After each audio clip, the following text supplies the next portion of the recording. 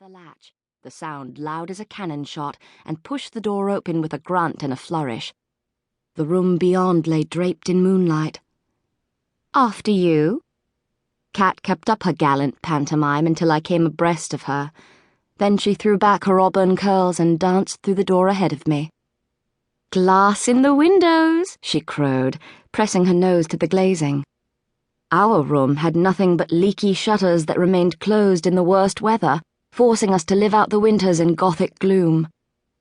Outside, the twisted and massacred topiaries shambled to the banks of the Thames. Slightly downriver on the opposite bank, the Abbey and Palace of Westminster glowed ghostly, their hollows etched in shadow.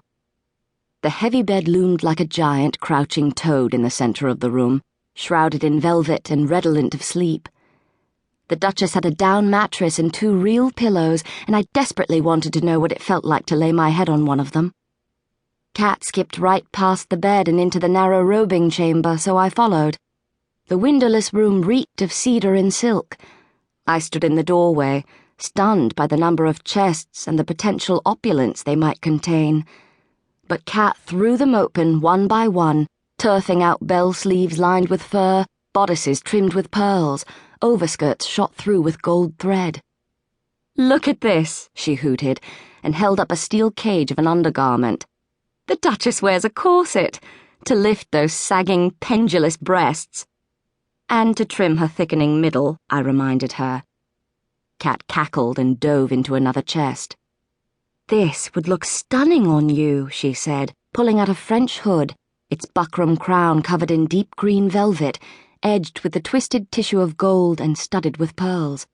"Bring out the colour of your eyes." My eyes were my best feature. That is, they were the one thing about my appearance that I liked, sea green and edged with gold, like the hood.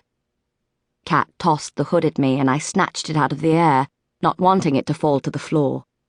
I wrestled my straw-like hair into the black velvet veil and fitted the jewelled coronet over my head. "Then again," Kat said, holding up a pink brocade bodice fronted by a crimson velvet stomacher, "perhaps your eyes are not something you want to call attention to."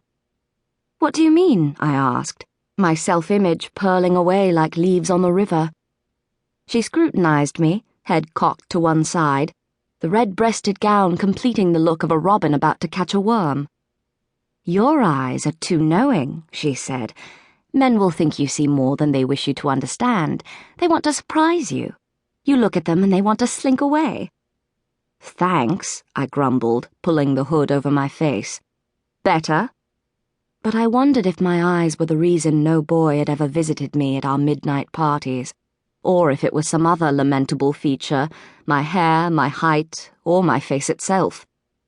"What are friends for?" Kat smoothed her hair beneath a red velvet caul networked with gold braid and pearls that the Duchess had probably worn for a royal coronation. "I tell you these things so you can attend to them in the future. You should practice looking more demure, less judgmental." Kat was a firm believer in practice. She had invented the way she walked, smiled, laid her fingers on a man's arm, even the way she turned her face to catch the light. She wasn't a stunning beauty, a brilliant musician, or a quick wit, but she could get a man's attention merely by entering the room. And I was the perfect mirror. I helped her refine every performance, echoing and casting back at her all the things I couldn't be myself. She took me with her everywhere. We complemented each other, completed each other. I was the Kitty to her cat. Being a reflection was better than being nothing at all. "Why doesn't she do anything with this stuff?" Kat asked, pulling on crimson brocade sleeves lined with pink silk and trimmed with ermine. Their heavy bells dipped in the pool of the rosy train at her feet. Other people's clothes always looked ridiculously large on Kat.